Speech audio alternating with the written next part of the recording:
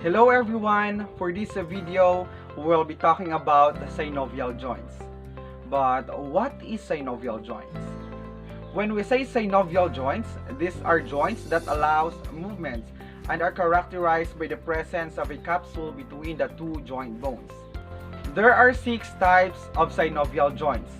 First is gliding joints, second, hinge joints, third, pivot joints, fourth, condyloid joints, fifth, saddle joints, and the last one is ball and socket joints. First, let's talk about gliding joints. Gliding joints is known as a plane joint or planar joint, which is a common type of synovial joint formed between bones that meet at flat or nearly flat articular surfaces. Gliding joints allow the bones to glide past one another in any direction along the plane of the joint, up and down, left and right, and diagonally. An example of this is the acromioclavicular joint, which is formed by the junction of the lateral clavicle and the acromion process of the scapula.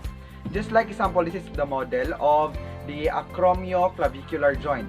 This is our scapula and this is our clavicle. So the joint between them is the example or an example of gliding joint. Second, let's talk about hinge joints. These are types of joints that functions much like the hinge on a door, allowing bones to move in one direction back and forth with limited motion along other planes. The fingers, toes, elbows, knees, and ankles contain hinge joints. A model that I have here is the elbow joint, which is an example of hinge joint. In this model, this is the hinge joint.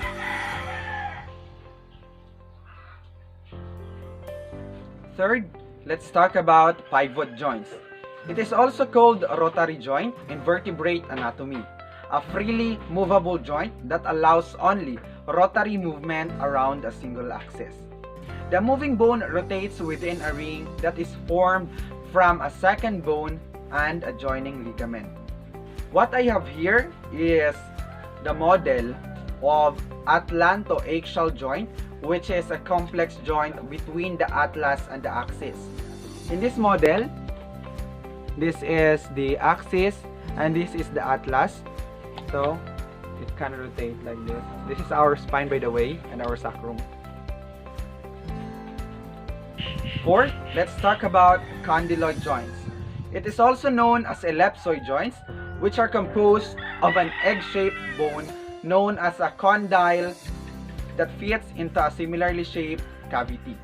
Although it sounds similar to a ball and socket joint, condyloid joints only allow for forward, backward, and side-to-side movement and allow limited rotation.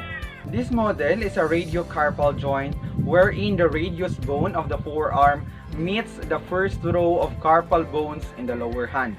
In this model, this is our radius, ulna, and the first row of carpals. Between them is our condyloid joint. Fifth, let's talk about saddle joints. This is a type of biaxial and movable joint that allows movements on two planes, flexion or extension, and abduction or adduction. This joint is mainly formed between the bones whose articulating surfaces have both concave and convex regions. The model that I have here is the carpo-metacarpal joint, which is formed by a trapezium and the first metacarpal. This is our trapezium and our first metacarpal.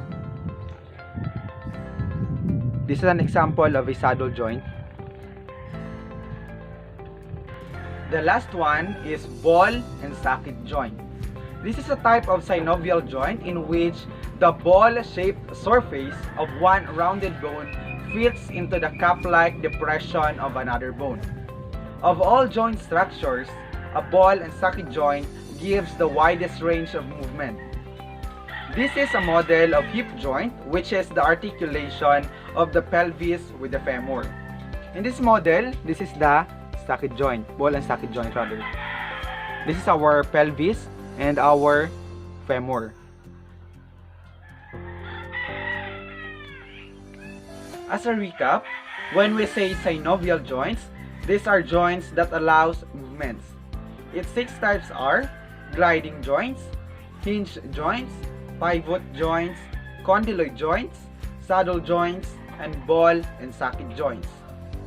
Gliding joint is formed between bones that meet at flat or nearly flat articular surfaces. Hinge joints are type of joints that functions much like the hinge of a door. Pivot joints are freely movable joints that allows only rotary movement around a single axis.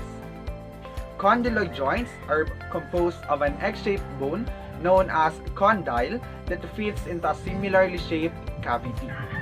Saddle joints are mainly formed between the bones whose surfaces have both concave and convex regions. Ball and socket joint is a type of synovial joint in which the ball-shaped surface of one rounded bone fits into the cup-like depression of another bone.